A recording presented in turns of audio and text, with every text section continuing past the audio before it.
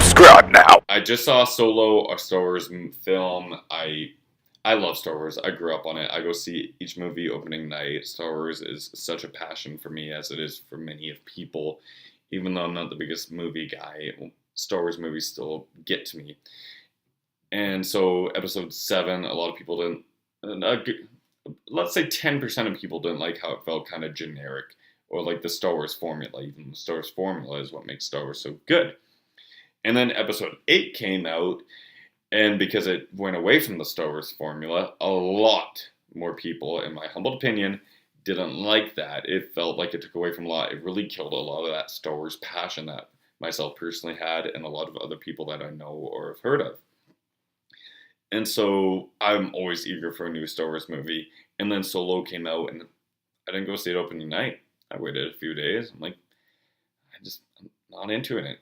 As into it as I was, because Episode 8 really hurt a lot, and Solo is the one movie where you kind of, what makes Han so cool is every part of his backstory, your mind can kind of fill in the blanks of what you think is the coolest for him, and that's what makes Han so great. That's one of his aspects. Well, they decided to do a prequel story of him, and now the actor, who I can't even remember his name sometimes, but Alden Ehrenreich, he did fine. He was good. For a recasting of a beloved character, let's say, Supergirl. They casted Superman in it. Superman is Henry Cavill and Christopher Reeves, and then they do a TV show with, I don't even know the actor's name, but he apparently did pretty good. That's what this feels like. This is the TV version of Han Solo. Really, Star Wars movies are up here. Solo, it feels like here, but a really good here. Like it'd be an amazing TV show, but not the best Star Wars movie.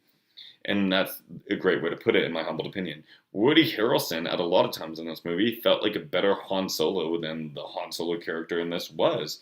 Emilia Clarke, she felt kind of shoehorned in, to be honest. Donald Glover, Childish Gambino, he made Lando seem great. Oh my gosh, if Alden Ehrenreich could have kept up with Childish Gambino, even just their acting aspects, it would have made it a little bit better. My favorite parts of this movie was the costume design, to be honest. It looked like Star Wars. I mean, you see that stormtrooper or those aliens or people wearing that certain outfit. It felt great. And in the camera crew, there's a few shots that felt like episode 5, just how they filmed it. I absolutely love that. That felt great. The villain in this, they didn't even show him in the trailers because, frankly, I should have put in a spoiler alert.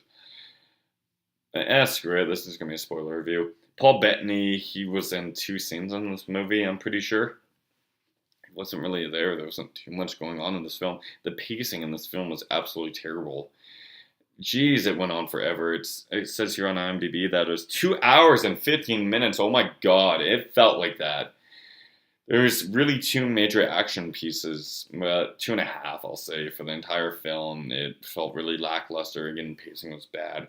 Seeing Han and Chewie together, that's cool. Seeing Chewie was a lot cooler than seeing Han. But now, okay, really big spoiler. If you haven't seen Solo yet, this one scene may determine how much I would go see this movie again because of the scene, just because of how much I love Star Wars. So, spoiler alert. Turn off now if you haven't seen it, because you should go see it first and then come back and rewatch my shit.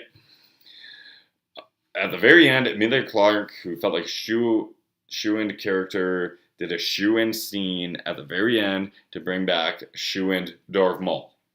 But seeing Darth Maul again, oh my god. To me, I hated how a Clone Wars, the animated show, tried to bring back Darth Maul because, well, let's be honest, you can make money off that guy who's an underutilized villain.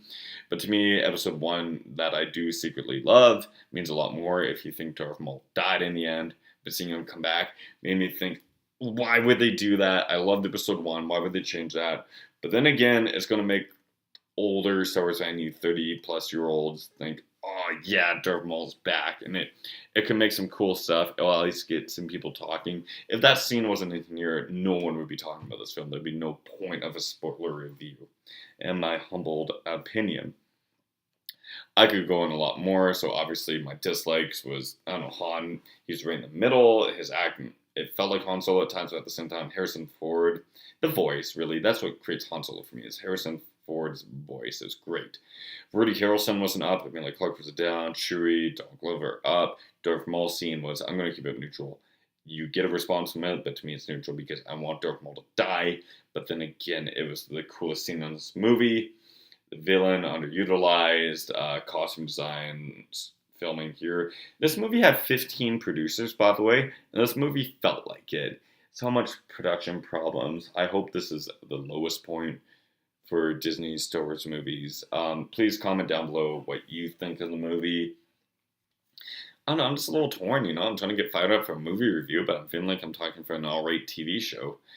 Thank you all for putting up with me. I'm still excited for episode 9. J.J. Abrams is back. I am seeing that opening night. If this video gets a lot of feedback, I'll rank the Star Wars movies. Thank you all so much for putting up with me. It's not the worst Star Wars movie.